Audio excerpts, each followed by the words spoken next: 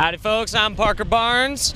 Well, joining you now at Mayhem Fest 2015 Shoreline Amphitheater with one of our good friends from Whitechapel. How are we doing today, sir? Doing good. Good. Ah, fantastic. Have you gotten a chance yet to walk around, see some of the crowd, or you just been preparing for the show? I've kind of walked around. I haven't done like the full scouting yet, but I mean I've been here before. So. Yeah, good.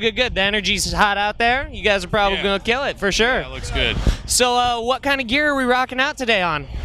Well, I just got a brand new Tama Maple Star Classic kit right before this tour started.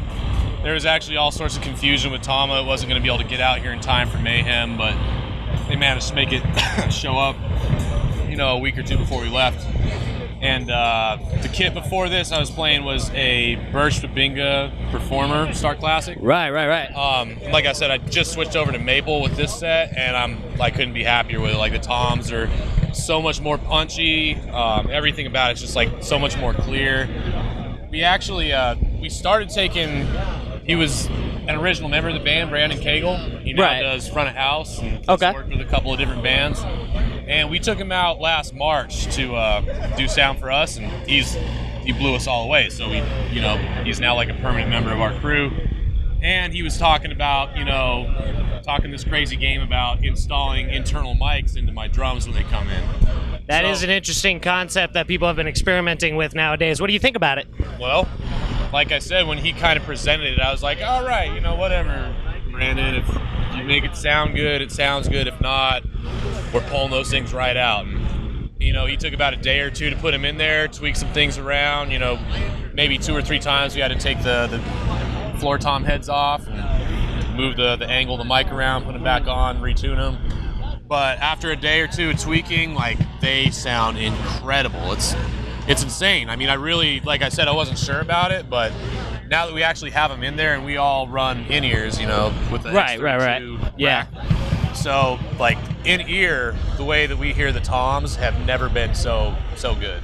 I think it's probably because the mic's actually in the middle of an explosion, basically. So it'll actually cut that frequency at the right level. Well, the thing is, it almost sounds like a triggered tom sample. Oh, okay. The attack is so clear, and there's so much body because, like I said, it's right in the middle of this enormous air movement that every hit's just it sounds like a sampled triggered hit, and there's no mics on top of my drums, so I'm kind of afraid everybody's going to be like, oh, he's triggering his toms. But well, that's an interesting concept. Trigger for samples. Do you use those in your recordings, or do you prefer an all-natural drum sound? And if you do, how do you feel about the coordination of sampling in drums nowadays?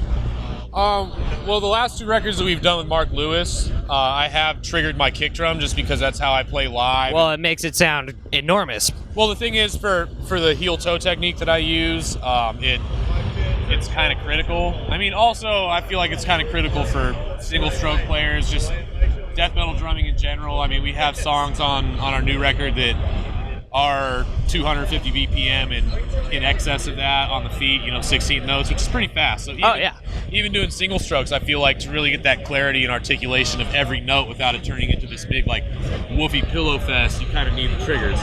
But I know that, Mark and I personally also like that blended natural kick in the mix as well.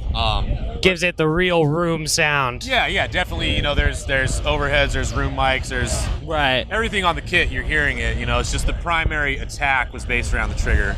Everything else though has all been live. The toms, the snare, which you got to keep it natural to a point.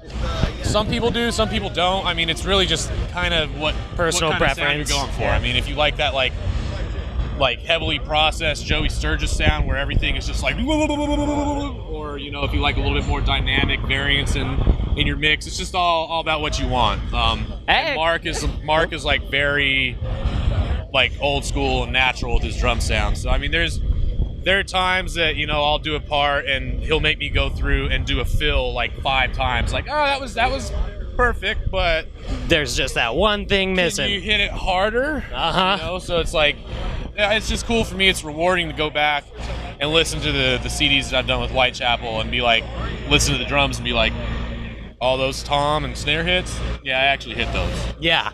I know the first record there was a little bit of blending of sample and Right. live But who isn't standard guilty of songs. that nowadays in Yeah, I mean, recording? it's pretty much the standard. Right. Now that computers are around and digital editing is around and the ability to replace sounds is around, it's just kind of become the standard. But Yeah, I've always been asked that question, and this is an interesting one I think the fans would like to hear from you. If Jimi Hendrix was still alive today, do you think he'd be getting into computers or trying to keep it more natural, Because he was a progressive with those effects and so on and so forth. It's hard to say, but... I mean, I'm sure I'd see that guy being like Misha from Periphery, you know what I mean? Like a modern day Hendrix would probably be like a complete like gear nerd as well as like master technician. Because I mean, you think about what he was doing back in his day, which to us is like not really too groundbreaking. I mean, it was Hendrix, but back in the day, it's still incredible for people were shocked. Yeah, exactly. Back in the day when he was doing that, it was like,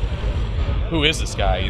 Right. So you just think about like what kind of envelopes a guy like that would be pushing in this day and age. And, it's an interesting I'm thought. sure he would be utilizing every bit of technology available to him. Oh yeah.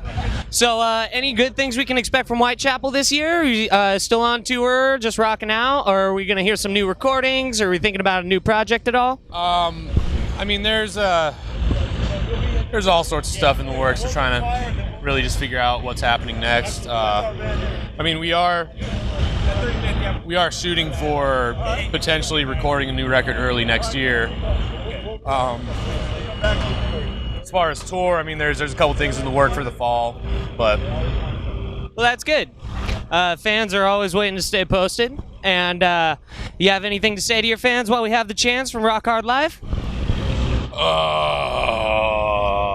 I mean, there's a lot of things I could say. I'm just like my brain's all funny from the heat. Well, and you're getting ready for it. Yeah, California heat's a different game. That's all right. I like it. Good. Well, thank you so much for your time, sir. Welcome out, and we can't wait to see you rock out on stage. Thanks, buddy. Not a problem.